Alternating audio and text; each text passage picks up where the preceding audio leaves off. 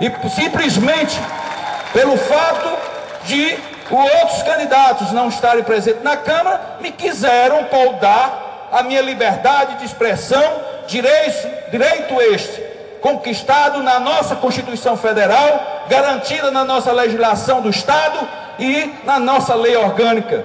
Portanto, é impossível se admitir esse tipo de perseguição. Já basta a perseguição das pessoas, dos eleitores do prefeito Irmã Edilson.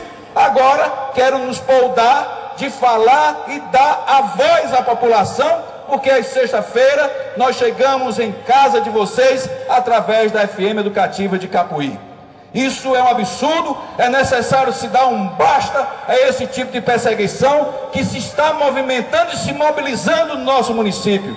É a rádio a toda hora, quando chega, a maior dificuldade de rodar o nosso CD nos rádios FM de horário de programa eleitoral. É a mais dificuldade se propagar qualquer propaganda no nosso município.